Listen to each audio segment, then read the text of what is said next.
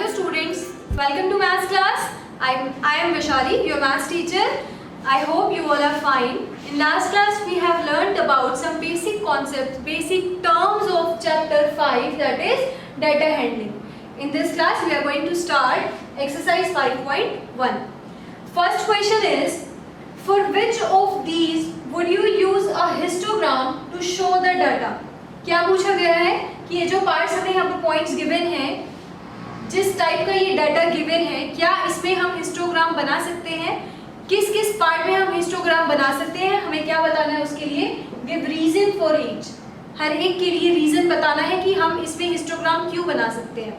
अब हिस्टोग्राम बनाने के लिए मैंने आपको बताया था कि मेरे पास क्लास इंटरवल्स होने चाहिए, क्योंकि हमें जो जो हमें बार्स बनाने होते हैं, मीन्स जो रेक्टेंगल्स बनानी होती है जिससे हम रिप्रेजेंट करते हैं डाटा को, वो जो रेक्टेंगल्स होती हैं, जो बार्स होते हैं, वो बिल्कुल साथ साथ होते हैं, मीन्स उनके बीच में गैप नहीं होता. तो जो इंटरवल्स है वो भी कैसे होने चाहिए? कॉन्टिन्यूअस होने चाहिए. क्लियर? तो अब देखिए जो फर्स्ट पार्ट है, the number of letters for different areas in a postman's bag.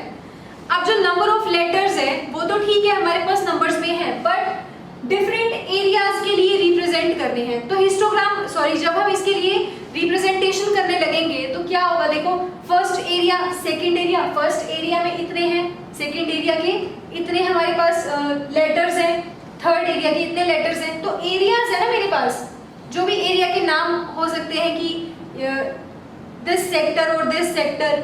Clear? That means इसमें हम हिस्टोग्राम नहीं बना सकते. अब जो सेकंड पार्ट है, देखिए, the height of competitors in an athletics meet. अब किसकी बात हो रही है? हाइट की बात हो रही है. हाइट हमारे पास किस में हो सकती है? इंटरवल्स में पॉसिबल है, राइट? हाइट के हम इंटरवल्स बना सकते हैं कि इतने से इतने तक की हाइट, फिर इतने से इतने तक की हाइट, है ना? तो इसमें पॉसिबल है. क्यों? बी पार्ट में हम क्या रीजन लिखेंगे? Histogram is possible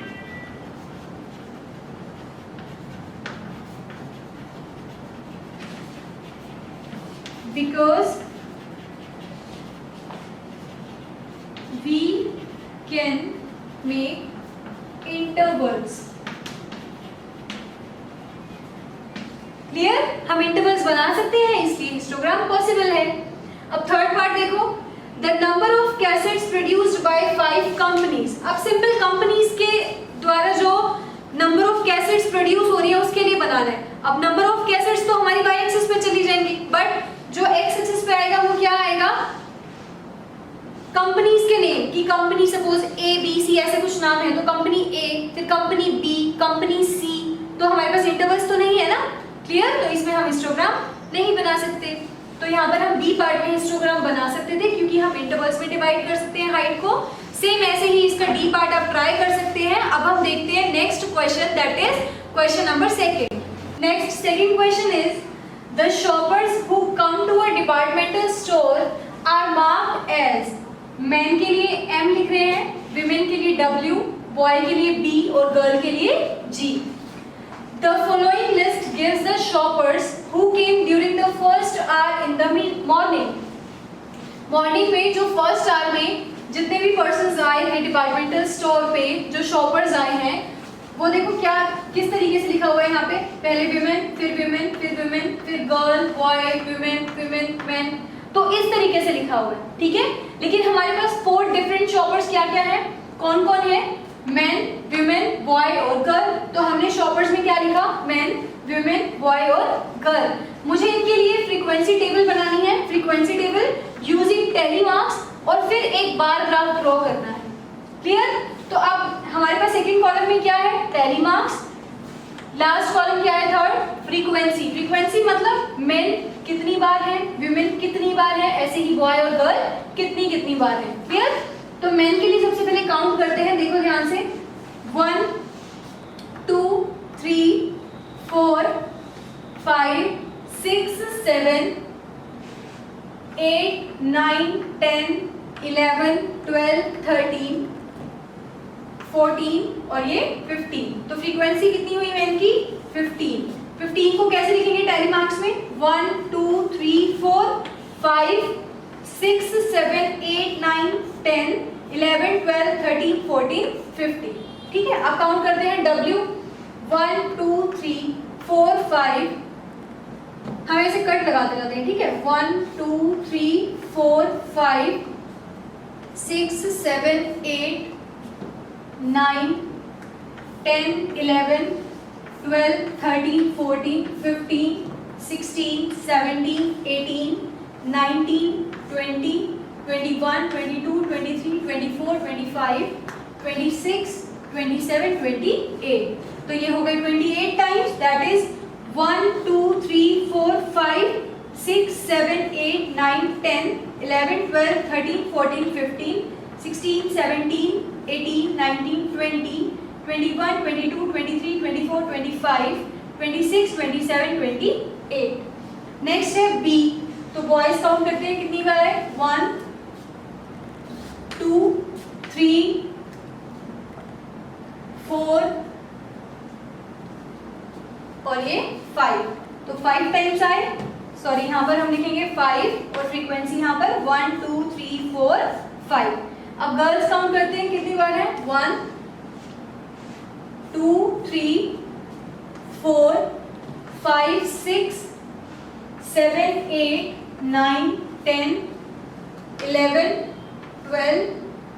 clear? तो 12 टाइम्स गर्ल है, दैट इज 1, 2, 3, 4, 5, 6, 7, 8, 9, 10, 11, 12। ठीक है, तो ये हमारी फ्रीक्वेंसी टेबल हो गई। लास्ट में हम इसका टोटल लिख देते हैं कि टोटल कितने हैं ये।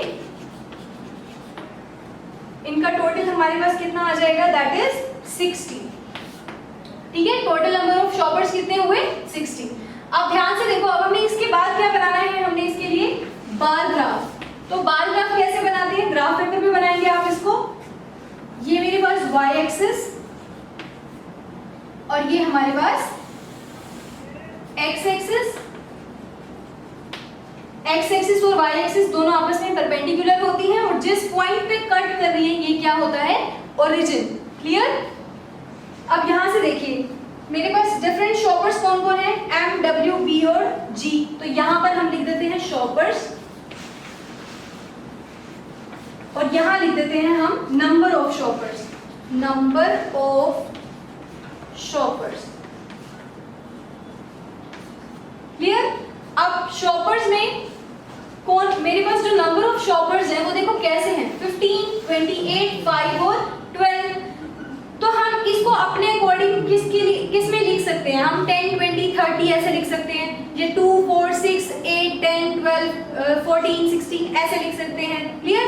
या फिर 5, 5 का गैप छोड़ सकते हैं कि 5, 10, 15, 20। क्लियर? तो यहाँ पे देखिए, अगर हम, मेरे पास यहाँ नंबर्स है 5, 12, 28 और 15। तो हम यहाँ पर जो नंबर्स ले सकते हैं वो हम ले लेते हैं 10, 20, 30। क्लियर? जो इनके बीच में डिविजन्स होते हैं वो 10 10 ही डिविजन्स होते हैं, तो हम इजीली काउंट कर सकते हैं।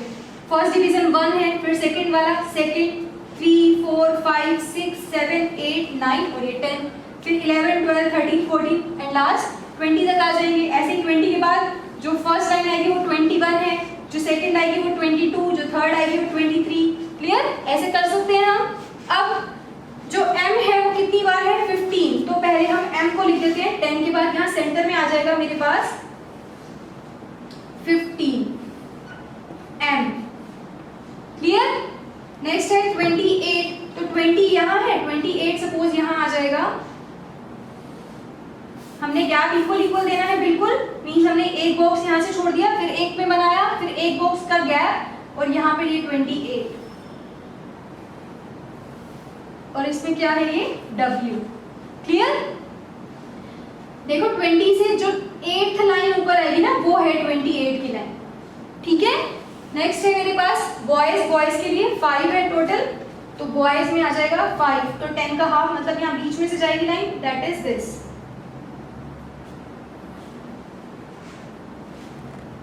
क्लियर? बॉयज। नेक्स्ट क्या है? गर्ल में 12। तो 10 के दो बार, दैट इज 1 और 2। तो 10, 11, 12। तो यहां से ये लाइन बन जाएगी आप ग्राफ पेपर पे बनाएंगे, आपको इजीली पता लगेगा कि कहाँ तक हमने लाइन बनानी है, ठीक है, कहाँ तक इसकी हाइट लेकर जानी है। इसमें क्या है हमारे पास, गर्ल। क्लियर? अब यहाँ पर इसका स्केल लिखना जरूरी है। स्केल में आप क्या लिखेंगे, 1 यूनिट इज इक्वल्स टू, देखो यहाँ पर ये 10 फिर 10 फिर 10 10 10 का गैप है ना तीनों में, तो ये क्या है, number of shoppers, that is 10 shoppers. Clear? तो ये हमारे पास इसका बार ग्राफ बन गया। Next class we will continue this exercise.